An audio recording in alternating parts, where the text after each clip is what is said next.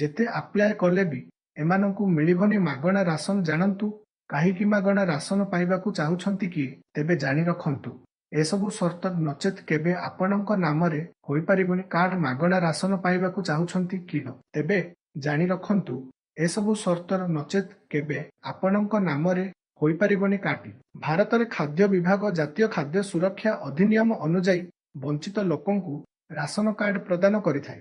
ଏହି ରାସନ କାର୍ଡଗୁଡ଼ିକ ଅଭାବୀ ବ୍ୟକ୍ତି ବିଶେଷଙ୍କୁ ସରକାରୀ ଯୋଜନାର ଲାଭ ପାଇବାକୁ ଓ ମାଗଣା ଖାଦ୍ୟ ଯୋଗାଣ ପାଇବାକୁ ଅନୁମତି ଦେଇଥାଏ। କେବଳ ଅଭାବୀ ବ୍ୟକ୍ତି ଏହି କାର୍ଡ ପାଇଁ ଯୋଗ୍ୟ। ବିଭିନ୍ନ ରାଜ୍ୟ ରାସନ କାର୍ଡ ପାଇବା ପାଇଁ ବିଭିନ୍ନ ସୁବିଧା ପ୍ରଦାନ କରନ୍ତି। କେତେକ ରାଜ୍ୟ ଉଭୟ ଅଫଲାଇନ ଏବଂ ଅନଲାଇନ ଆବେଦନ ବିକଳ୍ପ ପ୍ରଦାନ କରୁଥିବା ବେଳେ ଅନ୍ୟମାନେ କେବଳ ଅଫଲାଇନ ସେବା ପ୍ରଦାନ କରନ୍ତି।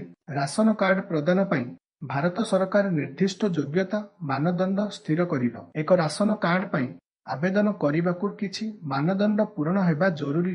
ଗୋଟିଏ ପ୍ଲଟ କିମ୍ବା ଘର ସମେତ 100 ବର୍ଗ ମିଟରରୁ ଅଧିକ ଜମି ଥିବା ବ୍ୟକ୍ତି ଅଯୋଗ୍ୟ। କାର କିମ୍ବା ଟ୍ରାକ୍ଟର ପରି 4 ଚକିଆ ଯାନର ମାଲିକମାନେ ଆବେଦନ କରିପାରିବେ ନାହିଁ।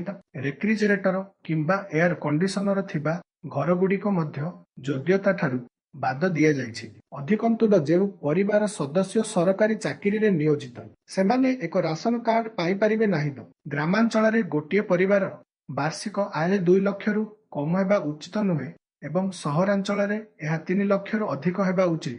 ଆୟକର ଦେଉଥିବା ଯେକୌଣସି ବ୍ୟକ୍ତିର ଏବଂ ଲାଇସେନ୍ସ ପ୍ରାପ୍ତ ଅସ୍ତ୍ରଶସ୍ତ୍ର ଥିବା ବ୍ୟକ୍ତି ମଧ୍ୟ ଅଯୋଗ୍ୟ। ଠକେଇ କରି ରାସନ କାର୍ଡ ପାଇଥିବା ବ୍ୟକ୍ତିବିଶେଷଙ୍କୁ ଭାରତ ସରକାର ଚିହ୍ନଟ କରୁଛନ୍ତି। ଅଯୋଗ୍ୟତା ସତ୍ତ୍ୱେ ଯଦି ଆପଣ ଏକ ରାସନ କାର୍ଡ ପାଇଛନ୍ତି ତେବେ ଏହାକୁ ସମର୍ପଣ କରିବା ପରାମର୍ଶ ଦିଆଯାଇଛି। ଏହା କରିବାକୁ ଆପଣଙ୍କର ସ୍ଥାନୀୟ ଖାଦ୍ୟ ବିଭାଗ କାର୍ଯ୍ୟାଳୟ ପରିଦର୍ଶନ କରନ୍ତୁ ଏବଂ ଏକ ଲିଖିତ ସମ୍ମତି କର୍ମ ଦାଖଲ କରନ୍ତୁ। ଏହି କାର୍ଯ୍ୟ ଆପଣଙ୍କୁ କୌଣସି ଆଇନଗତ ପରିଣାମକୁ ଏଡ଼ାଇବାରେ ସାହାଯ୍ୟ କରିଥାଏ। ଏକ ଅଯୋଗ୍ୟ ରାସନ କାର୍ଡ ସମର୍ପଣ କରିବାରେ ବିଫଳତା ଦଣ୍ଡନୀୟ କାର୍ଯ୍ୟାନୁଷ୍ଠାନ ହୋଇପାରେ।